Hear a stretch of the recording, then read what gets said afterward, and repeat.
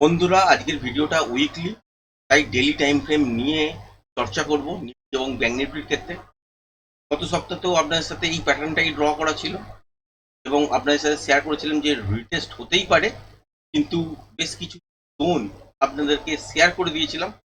আজকের দিনে যদি মজার জিনিস দেখেন তাহলে দেখবেন যে ডেলি টাইম ফ্রেম অনুযায়ী উপরের দিকের জন্য প্যাটার্ন ড্র করা আছে বেশ কয়েক সপ্তাহ ধরে, মানে প্রায় এক মাসের কাছাকাছি। কিন্তু উপরের দিকে যে এই মুভটা হতে পারে তার জন্য প্যাটার্ন ড্র করা আছে। আমরা কনফার্মেশন কখন পাবো? 24,600-র ওপরে, সেটাও কিন্তু উপরের দিকের জন্য ব্রেক করেছে। তারপর কি দেখতে পাচ্ছি, লাস্ট সপ্তাহে কি দেখেছি, যে এখানে কিন্তু তলার দিকের জন্য বেশ কিছুটা তলার দিকে মুভমেন্ট হয়েছে এবং রিটেস্টেরই এটা কিন্তু পার্ট। এর সঙ্গে সঙ্গে আমরা কি দেখতে পাচ্ছি, যে আগের সপ্তাহেও যে জোনটা আপনাদের সঙ্গে শেয়ার করেছিলাম 24,429 থেকে 24,360, এখনো কিন্তু সেটাকে হোল্ড করছে। কেউ ইন্ট্রাডে বেসিসে সুইং যদি দেখেন থেকে তলায় হয়েছে, কিন্তু হোল্ড করছে কিন্তু 24,300 কিন্তু হোল্ড হচ্ছে।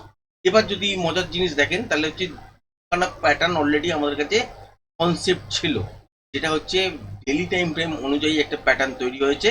সেই প্যাটার্নটা হচ্ছে আপসাইডে 25,480 পর্যন্ত মুভমেন্ট দিতে পারে। সেটা তো কন্টিনিউ আপসাইডের দিকের জন্যই যে মুভমেন্ট দেবে এবং কন্টিনিউ যে লাগাতার আপসাইডের দিকের জন্যই বাড়বে, সেরকম তো নয়। সেখানে কি হয় যে নয়েজ ক্রিয়েট করতে থাকে, আবার কখনো কখনো পুল ব্যাক নিয়ে নিয়ে এগোয়। এই ঘটনাটাই কিন্তু ঘটছে ডেলি টাইম ফ্রেম অনুযায়ী, এবং এক মাস ধরে প্রায় আমি এই প্যাটার্নটাকে ড্র করে রেখেছি। সেই অনুযায়ী আপসাইডের দিকের জন্য যাচ্ছে। কনফার্মেশন কখন ছিল আসবে আপনাদেরকে বলেছিলাম যে 24,600-র পর, যে ঠিক এই যে পয়েন্টটা, এর পরে যদি সাস্টেন করতে পারে তাহলে রিটেস্টের পর কিন্তু কনফার্মেশন আসবে। তার মানে এই জায়গাটা অলরেডি ব্রেক করে দিয়েছে, মোটামুটি কনফার্মেশন দিয়েছে। এখন হচ্ছে রিটেস্টের পালা, রিটেস্ট চলছে। যে জোনটা শেয়ার করেছিলাম সেই জোনটাকেই হোল্ড করছে। এখান থেকে যে কোনো সময় কিন্তু আপসাইডের দিকের জন্য ঘুরে যেতে পারে। এবার যদি আওয়ারলি টাইম ফ্রেম সিলেক্ট করেন, সেটা হচ্ছে এই ছোট্ট একটা যে প্যাটার্ন ড্র করা আছে, এটা হচ্ছে আওয়ারলি টাইম ফ্রেম অনুযায়ী ড্র করা আছে। এবং এইটাতে যদি খেয়াল করে দেখেন তাহলে এখান থেকে কিন্তু একটা র্যালি ফেজ স্টার্ট হয় এবং সেইটার টার্গেট হওয়া উচিত কিন্তু 24,836 থেকে 25,100, এই জায়গাটা পর্যন্ত। সেই অনুযায়ী যদি খেয়াল করে দেখেন যে এখান থেকে কিন্তু একটা র্যালি ফেজ আপসাইডের দিকের জন্য হয়েছে। 24,836 না গেলেও কিন্তু গেছে হচ্ছে 24,780-র কাছাকাছি। তারপর থেকে তলার দিকের জন্য রিটেস্ট হচ্ছে। তার মানে এই লেভেলটাকেও উপরের দিকে টাচ করতে পারে, এখনো সম্ভাবনা আছে। তার আগেই হচ্ছে রিটেস্ট হচ্ছে, যদিও খুব স্মুথ ওপরের দিকের জন্য গিয়েছিল, কিন্তু ইন্ট্রাডে ট্রেডাররা ট্রেড কিন্তু সেদিন করতে পারেনি। কেন করতে পারেনি? যারা যারা ডেইলি মার্কেটটাকে ওয়াচ করেন তারা নিশ্চয়ই বুঝতে পারবেন, আর যারা ডেইলি ওয়াচ করেন না তারা এই ক্যান্ডেলগুলো দেখা ছাড়া তাদের কাছে কোনো উপায় নেই।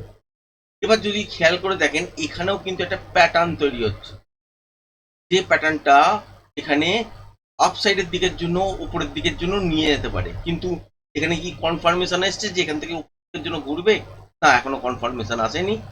সেটা হচ্ছে ডেইলি চার্ট অনুযায়ীও এখানে একটা প্যাটার্ন তৈরি করার আবারও চেষ্টা করছে, মানে তো প্যাটার্ন অলরেডি কিন্তু ছিল একটা ডেইলি ফ্রেমে, একটা হচ্ছে আপনার আওয়ারলি ফ্রেমে। এখানে আওয়ারলি ফ্রেমে আরো একটা প্যাটার্ন কিন্তু অ্যাড হওয়ার চেষ্টা করছে। কনফার্মেশন এখনো নেই যে এটাই লাস্ট লো, এখান থেকেই ঘুরে যাবে। কিন্তু মোটামুটি এই সব জোন থেকে যদি ঘুরতে শুরু করে তাহলে এইটা কিন্তু ম্যাচ করছে প্রায় 25,480-র কাছাকাছি পর্যন্ত। সুতরাং এইসব জোন থেকে ঘুরতেও ঘুরতে পারে এবং ইন্ট্রাডে বেসিসেই ফোকাস কিন্তু রাখতে হবে। এবং আপসাইডের ওপর দিকে যদি দেখেন তাহলে সেক্ষেত্রে কিন্তু বাজার এই 24,836, 25,100, এখান থেকে যদি আপসাইডের দিকের জন্য বাউন্স নেয় তাহলে এখানে দাঁড়াবে না। সেক্ষেত্রে এই জায়গাটা যখনই ম্যাচ করাবে তখন থেকেই করবে, এবং সেই অনুযায়ী যদি দেখেন 25,480-র কাছাকাছি পর্যন্ত একটা আপসাইডের দিকের জন্য মুভমেন্ট তৈরি হতে পারে। তখনই দেখবো যে এই 24,772-কে ব্রেক করে সাস্টেন করে গেছে। তার আগে কখন বুঝতে পারবো? এইখান থেকে লো লাগা বন্ধ হয়ে যাবে, এবার আস্তে আস্তে করে ঘুরতে শুরু করবে। সেখানে রিস্ক থাকবে, তবুও কিন্তু ওখানে ট্রেড করার জায়গা থাকবে এবং আপসাইডের দিকের জন্য যে মুভমেন্ট হবে সেটাকে কোয়ান্টিটি আস্তে অল্প অল্প কোয়ান্টিটি নিয়ে কিন্তু কাজ করা যেতেই পারে। ইন্টারডে বেসিসে বেশি রিস্ক নেওয়া যাবে না।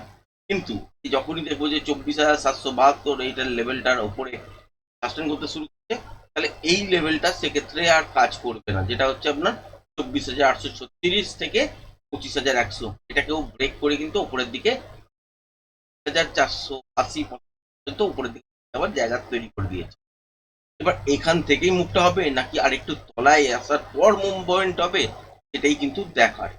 সুতরাং বাজার কিন্তু আস্তে আস্তে এটা রিটেস্টের জন্য ভাববেন, এটাকে ভাববেন না যে ক্র্যাশ হচ্ছে বাজারের মধ্যে। কারণ এখানে ট্রেড হয়তো খুব একটা ভালো পাওয়া যাচ্ছে না, কিন্তু এখানে মুভমেন্ট কিন্তু খুব সুন্দরই পাবেন এবারে। এবার দেখা যাক যে আলটিমেট এই সপ্তাহে কিন্তু উপরের দিকে 24,800 কাছাকাছি পর্যন্ত পারে কিনা। যদি চলে যায় বা 25,000 এই জায়গাটার কাছাকাছি চলে যায়, তাহলে তো কনফার্মেশনটা আরো বাড়বে, যত যেমন যেমন উপরের দিকের জন্য মুভমেন্ট করতে থাকবে। এবং এইটাকে অনেকেই ক্র্যাশ হিসেবে আখ্যা হয়তো দেবেন, তো আমি এখনো পর্যন্ত দেবো না। কারণ হচ্ছে এইখান থেকে রিটেস্টের পর আবার আপসাইড মুভমেন্ট করতেই পারে। আর আপনাকে যদি ক্র্যাশের কথা বলতেই হয়, তাহলে এই যে তলা থেকে দেখতে পাচ্ছেন যে আপসাইডের দিকের জন্য মুভমেন্ট হয়েছে, এই মুহূর্তে সুইং লো যেটা দেখতে পাওয়া যাচ্ছে সেটা হচ্ছে 23,600। এটা যতক্ষণ না ব্রেক করছে ততক্ষণ পর্যন্ত আপনি এখান থেকে বলতেই পারেন না যে বাজার এখান থেকে তলার দিকের জন্য ডিপ করবে বা এখান থেকে এবার প্যানিক মোডে চলে আসবে। কারণ এটা একটা ছোটখাটো রিটেস্ট চলছে, রিটেস্টের পর আবারও বাউন্স করতে পারবে, এটাই হচ্ছে আশা। হ্যাঁ, এটাও হতে পারে যে এই যে জায়গাটা দেখতে পাচ্ছেন সেটা হচ্ছে 24,780, এই জায়গাটার কাছাকাছি পর্যন্ত হয়তো গেল, তারপর ডবল টপ তৈরি করার পর এখান থেকে তলার দিকের জন্য আবারও মুভ করতে পারে। সেটা সেই সময় গিয়ে দেখতে হবে যে আলটিমেটটাকে ব্রেক করে সাসপেন্ড করতে না। আর যদি ব্রেক করে সাস্টেন না করে, তাহলে সেক্ষেত্রে কি ধরনের প্যাটার্ন হচ্ছে, রিভার্সাল কোনো প্যাটার্ন তৈরি হলে সেখানে সেই রকম প্লে করা হবে। আর যদি কন্টিনিউশন প্যাটার্ন তৈরি হয়, এখান থেকে সেই রকমই প্লে করা হবে। আশা করা যায় যে ডেলি টাইম ফ্রেম অনুযায়ী যেহেতু প্যাটার্নের পিয়ারজেড লেভেল এইসব জায়গায় দাঁড়াচ্ছে, যেটা হচ্ছে 25,480, সুতরাং এখান থেকে আপসাইডের দিকে যাবার চান্সই কিন্তু থাকছে, কন্টিনিউশন প্যাটার্নই তৈরি হওয়ার চান্সেস কিন্তু তৈরি হচ্ছে। এবার যদি খেয়াল করে দেখা যায় ব্যাঙ্ক নিফটির ক্ষেত্রে, ব্যাঙ্ক নিফটিতেও আপনাদের সাথে গত সপ্তাহে একটা লেভেল শেয়ার করেছিলাম, সেটা হচ্ছে 57,490 থেকে 57,160। এবারে এই সপ্তাহে যদি খেয়াল করে দেখেন, একদিন তলা থেকে আপসাইডের দিকে হয়তো গিয়েছিল, তো আলটিমেট যদি দেখেন 5টা দিন কিন্তু মোটামুটি তলার দিকেই হিসাব মতন দেখতে পাচ্ছেন বাজার আছে। হ্যাঁ, এখানে যদি রেঞ্জ দেখেন তো এই রেঞ্জটার মধ্যে এক্স্যাক্টলি কাজ করেছে, তলার দিকে আর ব্রেক করে বেশি পড়েওনি, এখান থেকে উনি। এবার এখান থেকে দেখার ফলা কি যে 57,159 আর যেন না ভাঙে, এখান থেকে যদি ঘুরতে শুরু করে, তাহলে সেক্ষেত্রে আমরা দেখতে পাবো যে 58,200 কাছে, যে 200-250 কাছে যে হাইট আছে, এটাকেও ব্রেক করবে। যখনই ব্রেক করবে কনফিডেন্স একটু বাড়বে।